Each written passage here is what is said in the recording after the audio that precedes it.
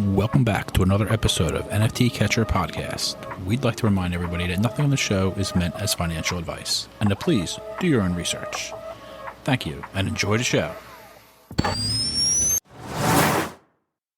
Welcome to the Ghost Coffee Podcast, where I, MUMBOT, will be speaking with guests who I find inspirational or who have some valuable experience and insights to share with other creators like myself.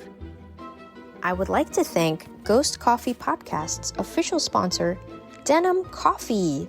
And I'm so excited to announce, as teased a few episodes ago on the Ron English episode, that our very own Ghost Roast Coffee has arrived. Please check out the description of this episode for a link to purchase your very own bag of Ghost Roast limited edition, hand-signed and numbered 12-ounce bags of coffee. On this episode of Ghost Coffee Podcast, I had the pleasure of chatting with incredibly talented motion graphics artist and director, Emonee LaRussa. Emonee is an Emmy Award-winning creator who has worked on music visuals and concert graphics for artists such as Lil Nas X, Meg Thee Stallion, and brands such as Rolling Stones, Hulu, Adobe, and Avalanche. We talk about her journey, and she imparts some wisdom as a successful content creator, sharing insights such as having creative female representation, figuring out what works for you, and how she believes in quality over quantity. Her art is bold, fun, and uniquely captivating, but also her dedication to sharing education and giving through her nonprofit Jumpstart Designers to support equity in the digital space by providing access to aspiring young artists from underrepresented communities is inspiring. I hope you'll enjoy the show. Hi, Emonee. Hi. How are you? I'm doing great. Awesome. Busy. Busy's good though. Thank you for coming to Ghost Coffee Podcast. I don't drink coffee though. Is that okay? Yeah, I mean, minus 10 points, but that's all right. No, just kidding. I gotta earn it back some way. You will, I'm sure. So what do you like? If you don't, do you drink tea? Like, what's your favorite beverage? I just drink water all day. But after like a good meal, I'll have a sip of a Sprite. Okay. Like I have those mini cans. And so I'll just open it, have a little sip, and then I'm done. Nice. You're not like afraid of the carbonation. Some people can't. No, I'm not. I like a good beer. So What's your favorite beer? hazy IPAs here in Nevada. I love that beer. I love IPAs also. There's also Bike Dog has been my new favorite. So it's a Sacramento brewing. And they had this IPA called Dog's Hair. And it's pretty good. Okay. I'm a big fan of it. I'll have to try that sometime. Yeah, you have to get it shipped to you or something. Yeah, there was a fancy craft beer. That was the best craft beer I've ever had in my life. I think it was called The Captain's Daughter. And it was like a limited edition. Okay. And if you look it up, you like look up those like rated craft beers. It was like 10 out of 10. Yeah. Like, Yeah. Okay. I'll have to check it out. Okay. Now we've established like what you drink. So And we got that out of the way. we needed to get that out of the way. Important. Yeah. So I just want to kind of let people know more about you because you're amazing. Huge fan. You do so many cool things. How would you, if you could describe yourself to someone who might not know about you, how would you do that? Yeah. No, I am a motion graphics artist and director. So I predominantly worked on music visuals for artists like Lil Nas X, Meg Thee Stallion, creating like concert graphics and stuff. And then switching over to like doing more brand stuff for like Rolling Stones, Hulu. Recently, I've done a partnership with Adobe, which has been really great, and Avalanche. And so I basically just create motion graphics, visual effects, animations, and it's been really, really awesome. So badass. Cool. And you actually, do I know this correct? You have won multiple Emmys for your work? Yes, I have 2 Emmys. That's so epic. Thank you. Yeah, they were I worked at CBS News, and I basically did like a campaign with them, and I worked on this story about these kids that were in Ripon that kept getting cancer. And so it was like a deep dive story on that. So I did the graphics for that. And then for the campaign, I did the cinematography and graphics for that. So yeah, it's basically anything that can get on TV, you could win an Emmy for, which I was like, oh my God, that's crazy. But yeah, those were what I went for. Amazing. Does it feel like weird, I don't know, to be like so young and feel like you've accomplished a lot? Like we'll get into more of like what you've actually, all the epic things you've done, but like that alone, like, you know, we're only 5 minutes in. Like, I mean, I'm 28. So I'm not like I'm not 16, you know? I felt like I do feel as though everything that has happened at the timeline that it has, I'm super grateful for, because I felt like when I was 21, 22, I wanted to have what I currently have. And I think that if I were to have what I currently have then, I don't think that my life would be as good as it is right now. You know, like I think that everything played out the way that it should have. And I've learned so much through experience and time that now I feel like I could appreciate this life that I'm living now more than ever. Who knows? That's just my perspective. no, I love that. I love that perspective. That seems like the right perspective to have about it. That's really cool. Thank you. Okay. So when I met you, by the way, meeting you in Barcelona was amazing. We were both out there during the Avalanche Summit 2. That was so much fun. You met my dad. I met your dad. Yeah. It was so memorable because, well, for a lot of reasons, the whole event was amazing. But that night, you told the story about like a band that you went to see and how you did all this stuff secretly. You had tickets. You and your dad had tickets. And you had done all this stuff secretly, and you eventually end up surprising your dad, like, at the concert. Could you tell that story? Do you mind? Yeah. So the band is the Internet. So back in the day, Tyler Creator had this group called Odd Future, and it was basically like a huge melting pot of different rappers and singers and stuff. And so the Internet is like one of my favorite bands to this day. And I basically was obsessed with them, and I was making a whole bunch of fan art at the time. While working at CBS News full time, I was doing fan art outside of that. And so I had posted an art piece. Basically, it was like a tour, like their lineup. And so I was like, hopefully, you know, they're going to want to use this because it's for their tour. They don't have any tour promos yet. So I was like, I'll make it for free and hopefully, you know, they use it. And so I put it out there, and I went to the gym. And when I opened my phone, when I got to the gym, it was like a 10-minute skate. Like I just skated to the gym. And when I opened my phone, I had 200 notifications. And I was like, oh my God, like what? This is probably, I had like 1,000 followers on Twitter, you know, like it wasn't like I had a huge following. And so I go and I check my phone, and all these people are retweeting it. And one of my friends basically was like, oh my God, the Internet just retweeted your stuff. And I was like, oh my God. And they had basically quote tweeted to the Internet, was like, hey, if you guys should hire Em0nee, like blah, blah, blah. And they were like, on it. I was just like screaming up and down, like could not believe it. This was the first time that I had made fan art and it actually got to the artist. I think I'd made multiple pieces up until that point. And so they reached out and were like, yeah, we'd love to use it. We'd also like love to like bring you on, like hire you for a graphic. So I made a graphic, and they were like, we love it. Can you make our entire UK set list? And I was like, oh my God. And so I was like, absolutely. And so meanwhile, before this had even happened, me and my dad were going to go see them in concert. Like we bought tickets to see them. And so they were like, we're going to be in Sacramento. We'd love to stop by. Like, we'd love for you to stop by our show. And I was like, I already got tickets to go see you guys. And they're like, oh, well, why don't you come to sound check then?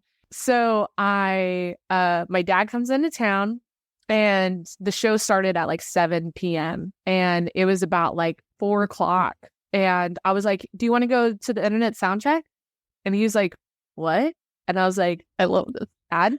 I made concert graphics for the Internet, and they're going to be playing tonight. and they invited us to go to sound check. And he was like, I'll never forget, we were riding to the venue, and I was like, Dad, don't like fangirl, okay? He's like, okay, I'm not, I promise. And I'm like, okay. And so we get there. Little did I know that the opening act was also one of my dad's favorite bands too. I didn't even know who they were, but he was like Moonchild, which I now know and I love them.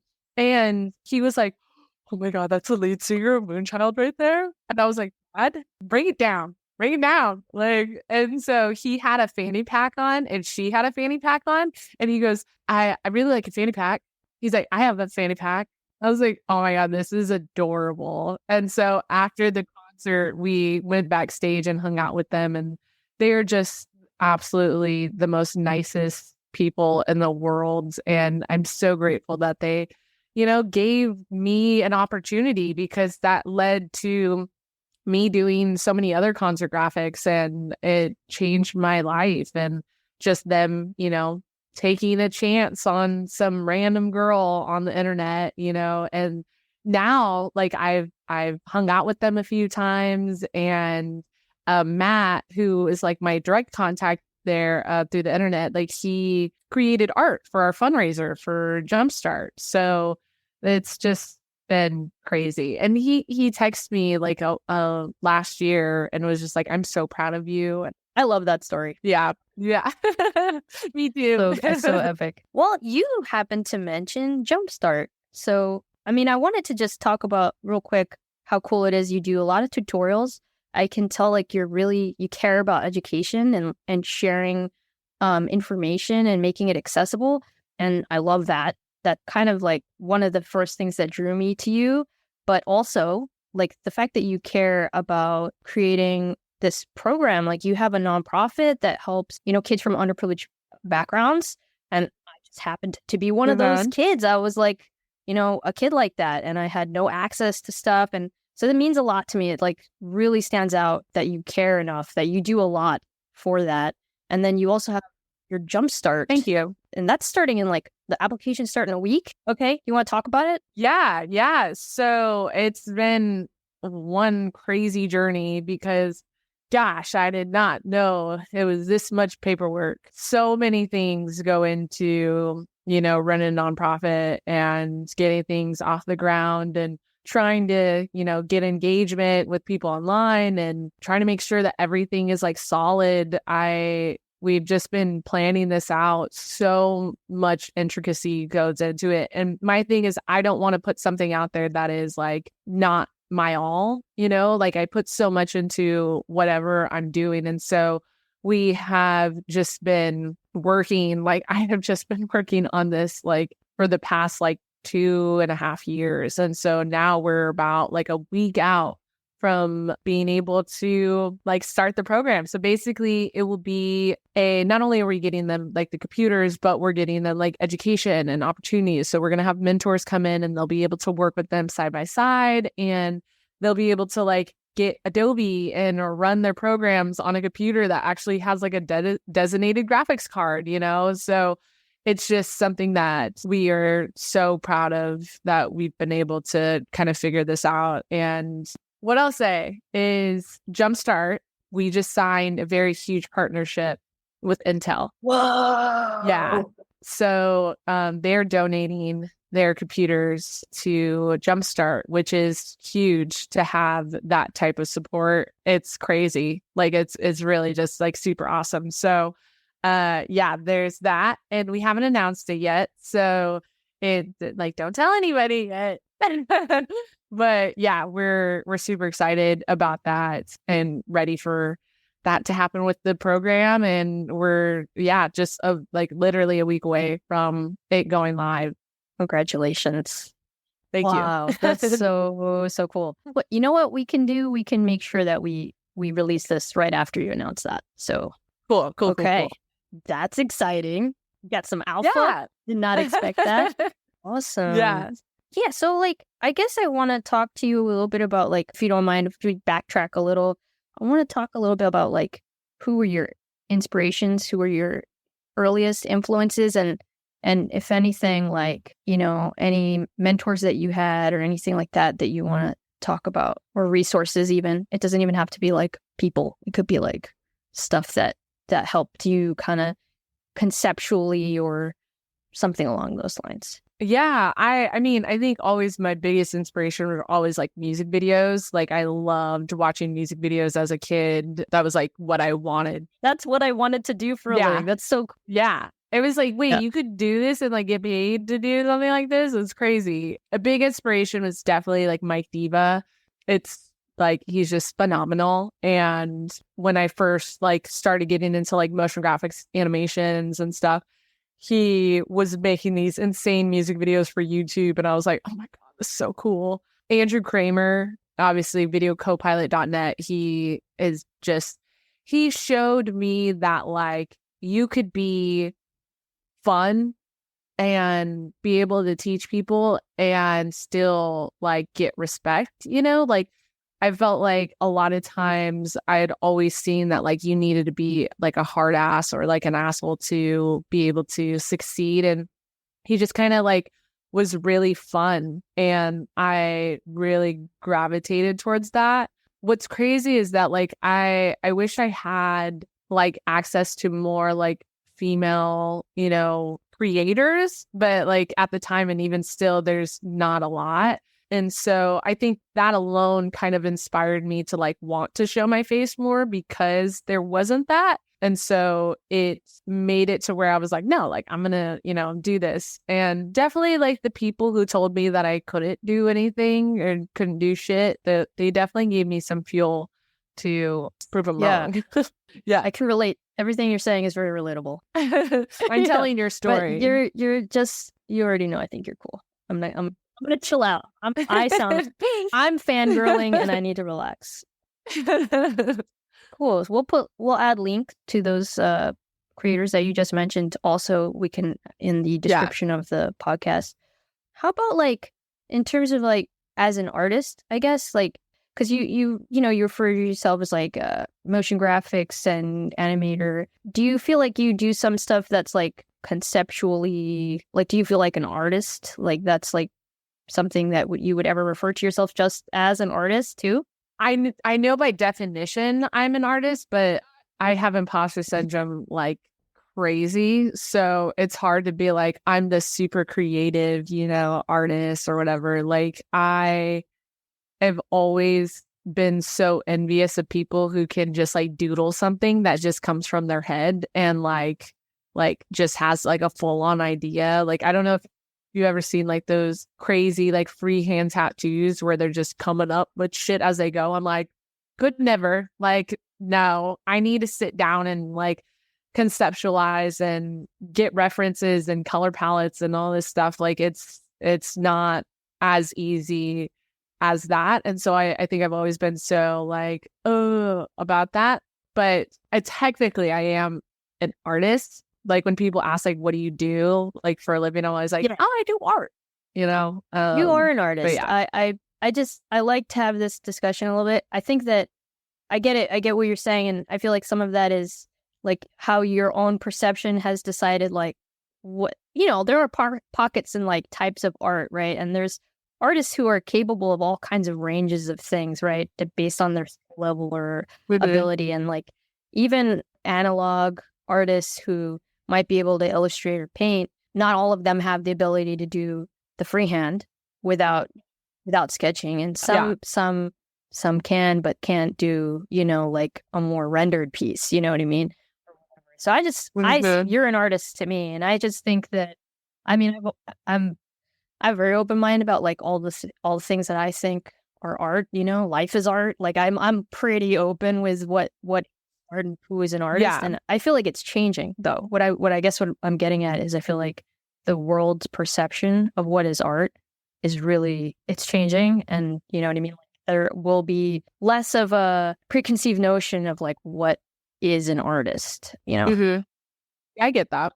Yeah. So do you have any, besides your nonprofit, do you have any like projects that you're working on that are, I don't know, like a music music related project or like any other project you got going on? So I've been taking a little break from music because it kind of killed my heart when I was doing it. It's extremely fast paced, and I don't feel like it allows artists to really thrive in that setting where everything needs to be done quick.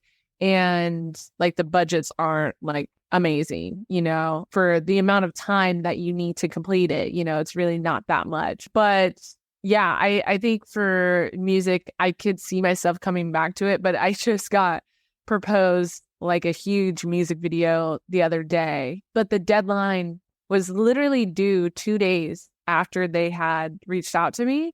And then the overall project was due in like a week and a half. And I was like, no, like this artist is so huge. I'm not going to like literally kill myself to try to get like work done for them. Like it's too much, And so I think for maybe in the future, if the right project comes up, but for the stuff that I've been doing, it's kind of like, I think the artist will need to reach out to me directly rather than the way that it's been where I work with the record labels. Cause I think everything is kind of a middleman process where it's like, okay, now that the artist knows what they want, let's ask the producer, and then the producer will talk to the creative director, and the creative director will then talk to you.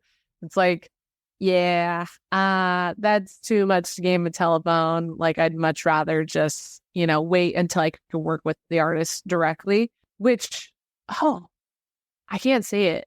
But there is an artist, there is a record label that I spoke with literally last week. I totally forgot about this. Yeah, this is kind of a big deal, but we're working on timeline.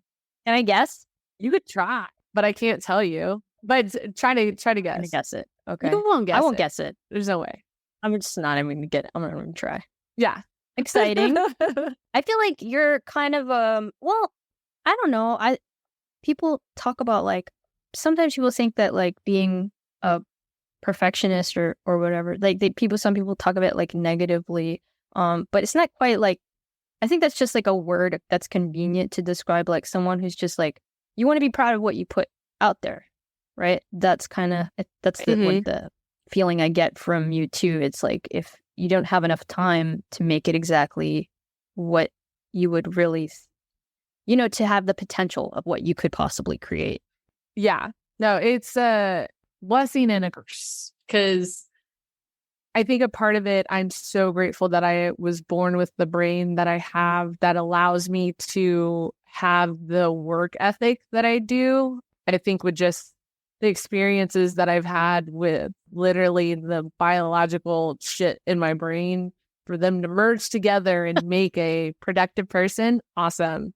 But comes with that is like overthinking so much and overanalyzing and being compulsive or obsessive over like numbers. I think that's one of the hardest things about being like a content creator now, because before this year, like basically at the beginning of this year, I had set out that I wanted to, become more of an influencer rather than just like put art out there. And it's been great. But in the sense of like, cool, I gained over 100,000 followers in a few months. That's awesome. I could gauge how well I'm doing based on those numbers.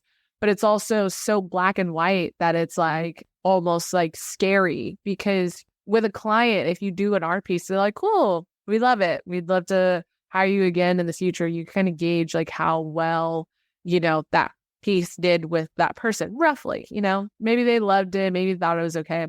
But with putting content out where you see the numbers, you can see, oh, this didn't do good like I thought it would. Or, oh my God, this piece did really amazing. I think myself, I could get very deep into, this isn't good, I'm not good, this sucks, look at their numbers, look at my numbers, and so it's very, very hard sometimes. That's so interesting. Do you mind if we dive into that a little bit? You're actually like the first person I think I've had on that's like also a creator of content and influencer like level, in addition to being an artist, right? And it's really interesting to me that you're you're doing that. I mean, this is a conversation that comes up every so often, like with different artists that I speak to. And, it's a huge struggle for a lot of artists and creative people, just creative people in general, like to keep up with like producing content, but not just like, even if you have a lot of content available, like just the consistency of putting it out there.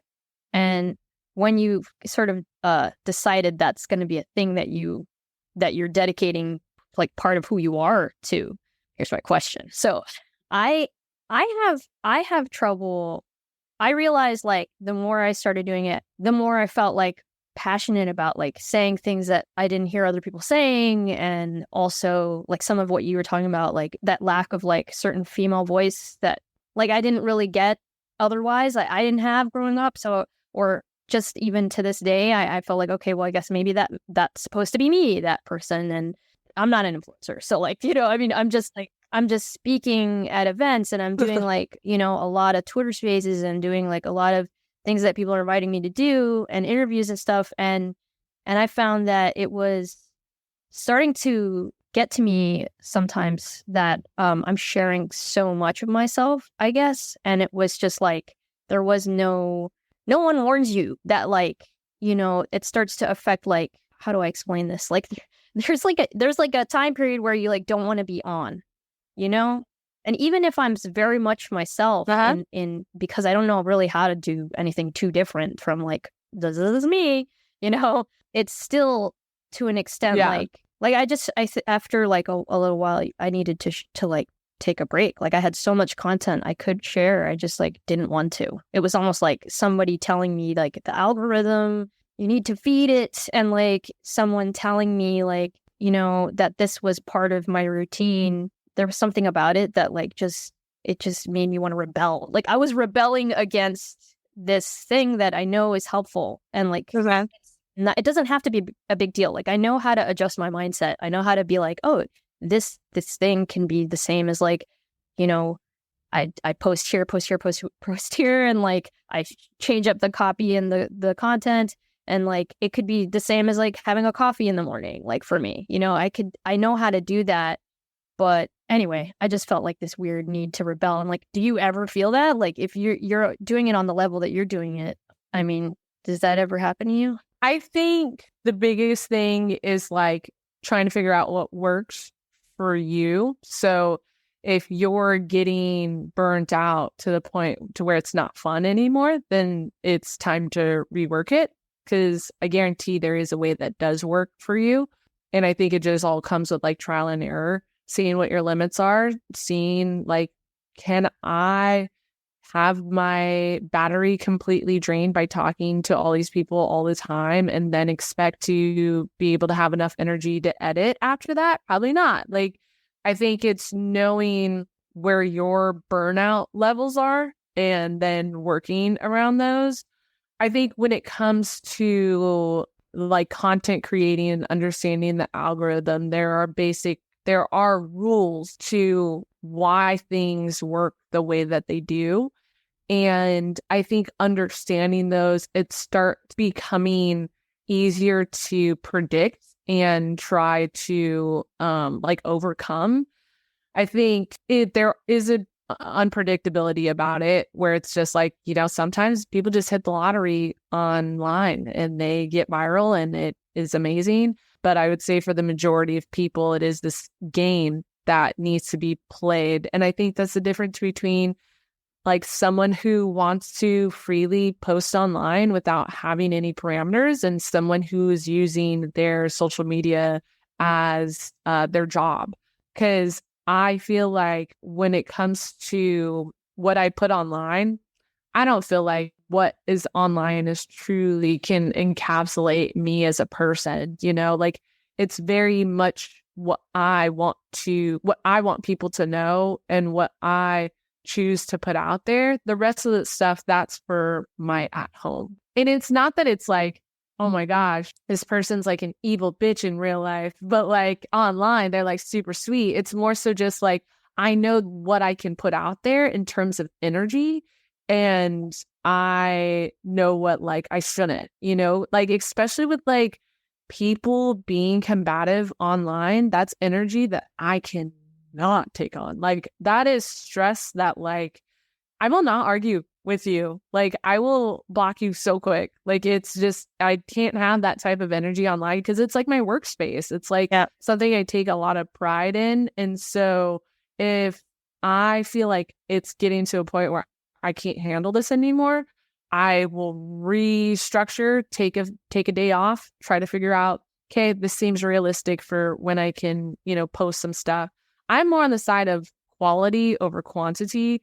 A lot of times people think that the algorithm is based on like how many times you'll post, which it is, but it's not taking into consideration what your audience wants to see. So it's like, yes, you will show up more often, but what does showing up more often mean for your audience? Does that mean that they get tired of you? Does that mean that they're no longer engaging with you anymore because they see your stuff all the time? So it's like, cool, you're getting in front of their page, but now they're dismissing your content. So I'm more on the side of just making solid work, and then like the rest will kind of come. I'm totally a big advocate for like reusing stuff, like I will post an art piece, that took me 2 weeks to make, but I have at least a week's worth of content that is around that. So I have time for my next piece. I don't feel like I need to rush my art in order to get content out, because then the art is suffering because of it. But yeah, hope that answered. That was like a long-winded answer. I think that will give a lot of value to a lot of creators. That was great. I don't want to go on too long about it, but it's so funny. I gave a bunch of advice about, just share your work in progress is like, just, you could be real quick. And that was something that was working for me. It was easy. It wasn't stressful. I didn't have to worry about editing or anything like that. I was just doing like quick little clips of that. And then I was like, that wasn't all I was sharing, but like, yeah, I love what you said about the quality over quantity, because consistently on my Instagram, at least, even if I'm not growing, I'm not like, I don't have any crazy numbers or anything. Even if I'm not growing that fast, the cool thing is that I have found it's a consistent, even if it's a slow growth, and it's like anybody who's kind of interested in whatever I have been sharing on Instagram, it's like, I don't want to share anything that I don't think would be good. Yeah. Yeah. So, there was like 3 full weeks where I was like, I don't feel like sharing another recap. Yeah. Yeah. Totally fine. Like, I just shared a recap last week. No one needs another recap this week. Yeah. So that's awesome. All right. Okay. How about goals? Do you have some bucket list items or goals, things that you want to do that you haven't had a chance to do yet? Okay. Every year, I always forget. This has been on my bucket list for the past like 3 years, but I forget every time. I don't remember it until it comes out. It's the 30 under 30, the Forbes 30 under 30. I want to get on there so bad, but every time they do the application for it, I just fucking forget every time. And like, it just slips my mind, and I'm at 28 right now. I'm getting there. Getting you on it. Em0n, I got to. Like, can someone nominate you? Is that a thing? Honestly, you would think that if it was on my bucket list, I'd have more information on it. I don't. We gotta get like a trending post. Yeah. About you being on Forbes 30 under 30. Let's go. Yeah, I gotta message somebody about that. I'm gonna reach out. Have my people call their people or something. Amazing. Okay, I have some like weird questions. If you don't, I like weird. Okay, weird. Here goes some of the weird ones. What is your favorite food? Sushi, specifically bento box nala roll. Get that every Tuesday and Thursday. Amazing. I love that. Okay. Fresh salmon. I put a little bit of lemon, soy sauce. Delicious. Yummy. Okay. Yeah. That has, you get your 10 points back. You see? There you go. Okay. Do you collect anything? Are you like a collector? Do you have like a weird collection of anything? No, but I have been making Adventure Time sculptures lately. So I'm trying to make all the characters for that. Like here, I'll show you. I still have to paint it, but here's my little BMO. Amazing. That's so good. Are you using paper clay to sculpt that? I don't know what type of clay this is. I just went to Michael's and was like, clay, and grabbed it. I know nothing about this. Is like day 3 of learning the sculpt. Hey, if that's something I can actually help you with. So if you ever want some tips on anything, I mean, I'm not the greatest sculptor. There's Finn. Oh my There's god. Finn. Oh my gosh. Little backpack. This one's like air clay or Yeah, air dryer. Yeah. Nice. Yeah. Those are pretty good for your first sculpts. Thanks. Yeah, I've been making those lately. I don't collect anything because I don't buy things that are like expensive, so they're not a value. Like, I guess it's the value that you put into things, but like usually I buy things that are like relatively inexpensive, which makes me use them to the point that they wouldn't be collectible, I don't know how to take care of things. That's what I'm trying to say. That's fine. I actually am a firm believer. I'm also a collector, but I am a firm believer in also having things that you actually play with or like, you keep on your desk so you could see them. Like, I like to see my things that make my partner has collected all these Zelda amiibos. He is the biggest Zelda collector of all time. So, yeah. Got the OG. Oh, he has that.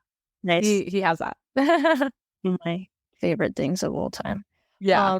Awesome. Are you playing the new game? Have you played it? Tears of the Kingdom? Yeah. Oh, look. I also sculpted this. It's a little Korok, dude. Yeah, that's fantastic. Good job. I can't believe you're just new to sculpting, and that's really good. Thank you. Okay, well, my next question was going to be, you mentioned Adventure Time.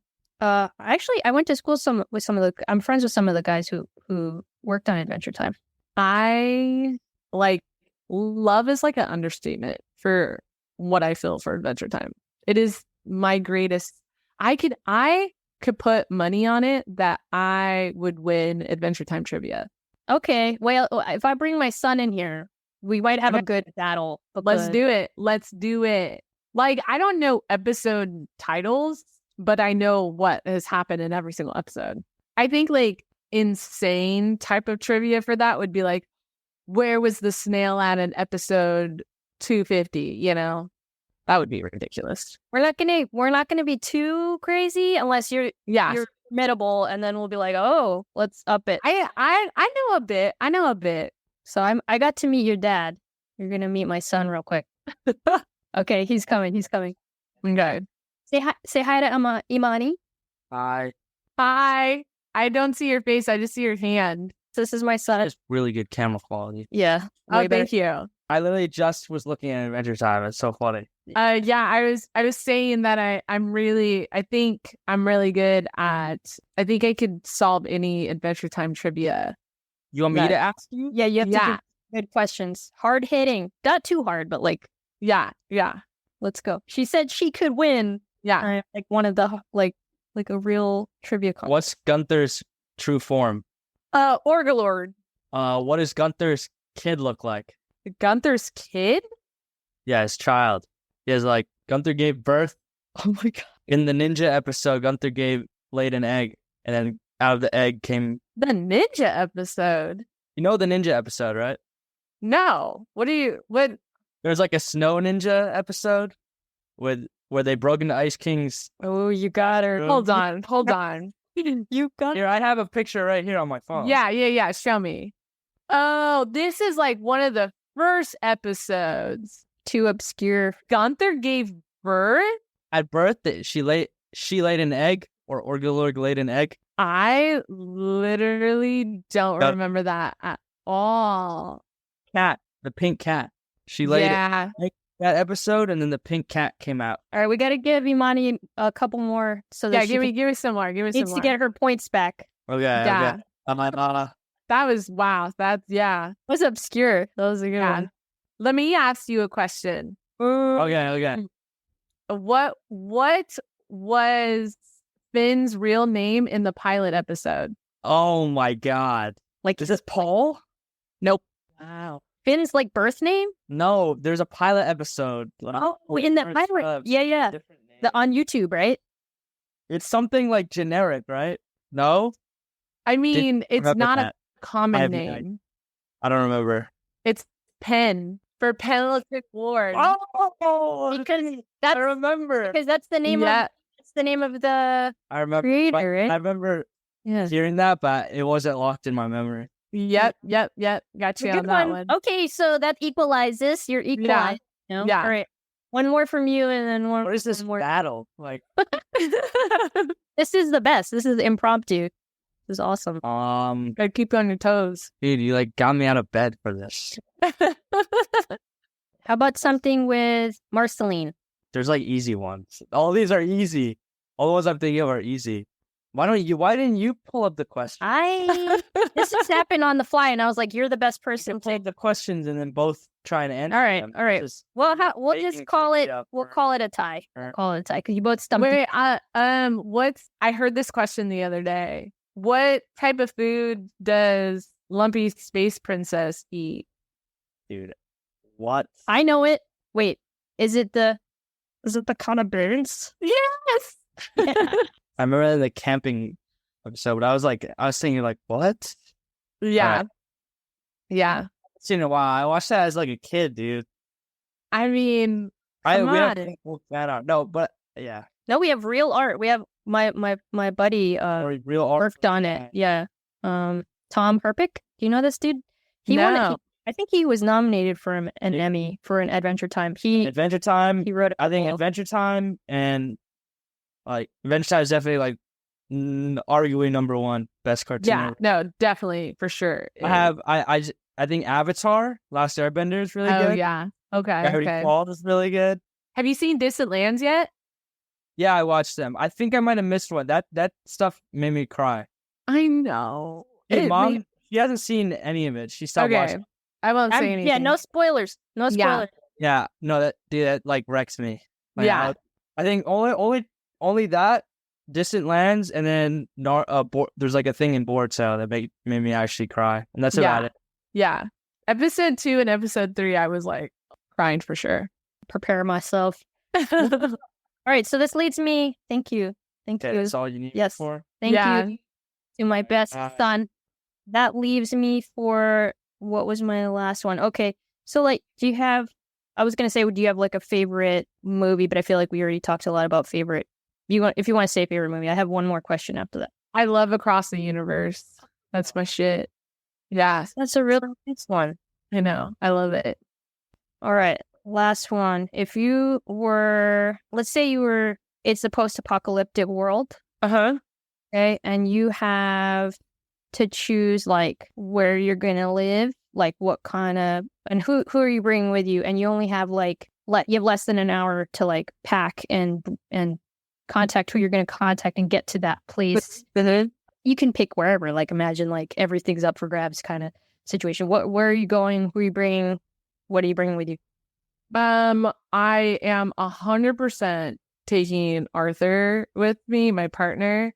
I could literally have nothing and just have him, and I'd be good. Like that is my rock. And we have an emergency shelter backpack, so it has like water, food, shelter, knives, radios, and all that stuff in a backpack. So we'd grab that. And then I'd probably go to my mom's house because she has like guns and stuff. So She'll be ready for anybody yeah, to get you. yeah.